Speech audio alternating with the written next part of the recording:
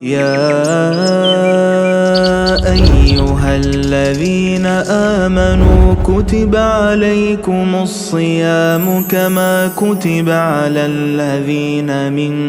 قبلكم لعلكم تتقون.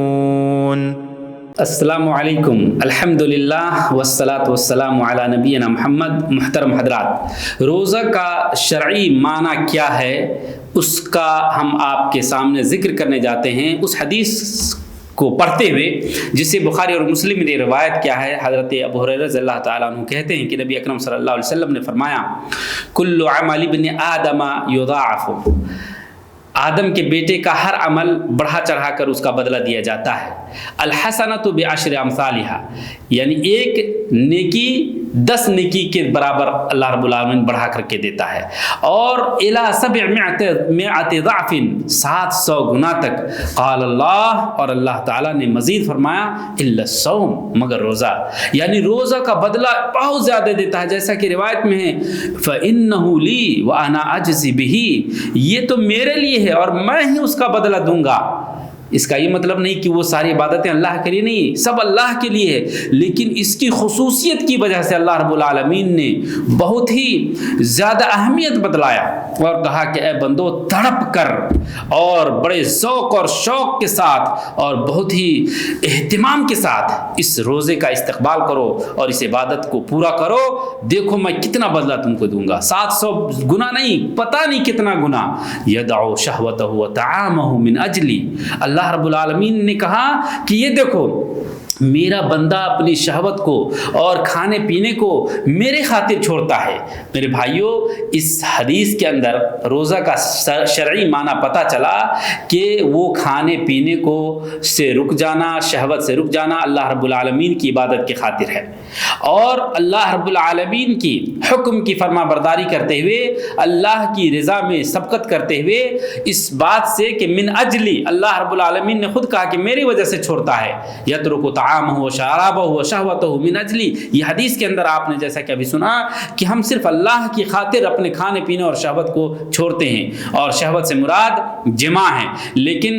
محدثین کرام نے اس کی شرح میں کہا کہ نہیں، اس سے مراد تمام طرح کی شہوتیں ہیں، یعنی کھانے پینے کے علاوہ نہیں، جس طرح کی بھی شہوت ہوتی ہے وہ سب کے سب، اور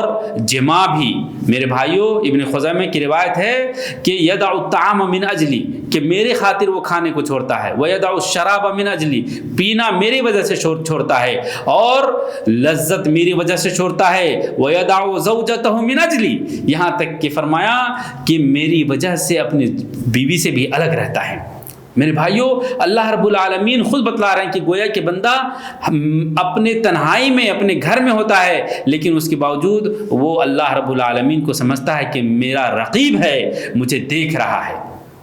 قرآن کریم کے اندر جو روزہ کا وقت ہے اس کے سلسلے میں سورہ بقرہ کی 187 نمبر کی آیت میں فرمایا، وَكُلُوا وَاشْرَبُوا حَتَّى يَتَبَيَّنَ لَكُمُ الْخَيْطُ الْأَبْيَضُ مِنَ الْخَيْطِ الْأَسْوَدِ مِنَ الْفَجْرِ، کہ کھاؤ اور پیو یہاں تک کہ سفید دھاگا کالے دھاگے کے درمیان فرق ہو جائے، واضح ہو جائے فجر تک، یعنی فجر میں سے، یعنی فجر کا جب وقت ہوتا ہے تو اس وقت بھی اندھیرا ہوتا ہے، لیکن فجر کے وقت تک کھانے کی اجازت ہے۔ کب تک؟ جب تک سفید دھاگا اور کالے دھاگے کے درمیان فرق ہو جائے تب تک۔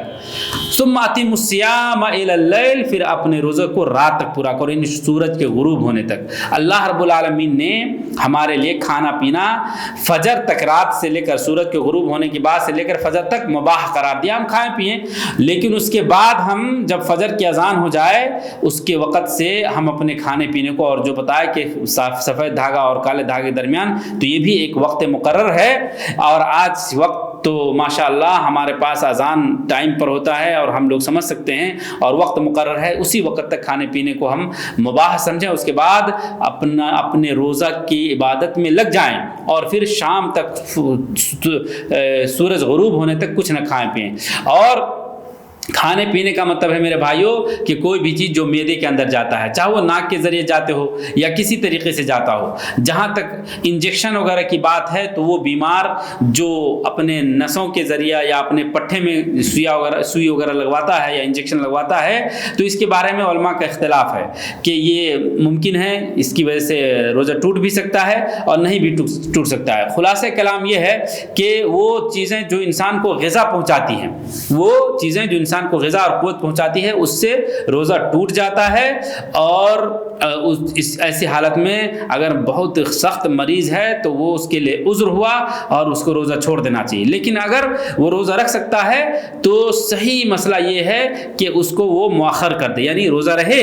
اور شام میں جب وہ روزہ توڑ لے پھر اس وقت وہ اپنی دوا کا استعمال کرے. اور اللہ کے رسول صلی اللہ علیہ وسلم نے اس وجہ سے اس حدیث کے اندر جب ہم غور کرتے ہیں تو اسی پر عمل کرنے کو جی چاہتا ہے کہ دع ما یریبک الی ما لا یریبک، کہ وہ چیز جو تمہیں شک میں ڈالے اس کو چھوڑ دو، اس بات کی طرف اپنا راستہ اختیار کرو جس میں شک نہیں ہے. تو یہ ہے کہ آپ روزہ کی حالت میں رکھیں گے تو شک ہوتا ہے، پتہ نہیں کہ روزہ نہ ٹوٹ جائے، تو شک کس میں نہیں ہے اس کو چھوڑ دیجئے، رات میں آپ مؤخر کر کے لے لیجئے. اور وہ چیزیں جو انسان کو سانس وغیرہ کی تکلیف ہوتی ہے، کوئی ایسی چیزیں اور کوئی چیزیں ایسے اس کو سڑکتا ہے اور سانس لینے کے لیے اپنے نفس کو، اپنے سانس کو کھولنے کے لیے جو دوائیں استعمال کرتا ہے، بخاخ وغیرہ جس کو کہتے ہیں یا کوئی غاز وغیرہ ہوتا ہے، اس کے سلسلے میں کہا کہ اس سے روزہ نہیں ٹوٹتا ہے. اور اگر یہ معدے کے اندر چلا جائے تو مشکوک تو ہوتا ہے، لیکن قیاس کیا گیا ہے کہ نہیں، روزہ نہیں ٹوٹتا ہے، کیونکہ اس کی وجہ سے انسان کی زندگی کی بقا ہوتی ہے اور اس کی وجہ سے صرف ہوا جو پھیپھڑے سے انسان سانس لیتا ہے وہ ہوا کا راستہ کھلتا ہے اور کوئی ایسی بات نہیں، اس لیے اس کا استعمال کر سکتے ہیں، یعنی جائز ہے. اور اسی طریقے سے سرما لگانے سے، آنکھ میں قطرہ ڈالنے سے روزہ نہیں ٹوٹتا ہے. مگر یہ چیز بھی ہے کہ اگر کوئی ایسی چیز آنکھ میں ڈالی جائے یا ناک میں جو انسان کے پیٹ میں جائے تو اس کی وجہ سے روزہ ٹوٹ سکتا ہے. اس حدیث کے بارے میں جسے حضرت اس حدیث سے یہ بات اخذ کرتے ہوئے جسے لقیط ابن صبرہ رضی اللہ تعالیٰ عنہ نے مرفوعاً روایت کیا ہے کہ وہ بالغ فی الاستنشاق، کہ جب تم وضو کرو تو ناک میں پانی چڑھا کر کے جو جھاڑتے ہیں اس میں مبالغہ کرو، یعنی خوب اچھی طریقے سے کرو. الا ان تکون صائما، مگر جب تم روزہ رہو تو ایسا نہ کرو. تو اسی لیے لوگوں نے کہا کہ ناک میں کچھ چیزیں ڈالیں گے اور چلا جائے گا معدے میں تو اس سے روزہ ٹوٹ سکتا ہے. تو احتیاط کا راستہ ہمیں اختیار کرنی چاہیے اور ان دواؤں کو رمضان کے دنوں میں ہم رات میں استعمال کیا کریں. اللہ ہمیں اس کی توفیق عطا فرمائے. وصلی اللہ علی نبینا محمد.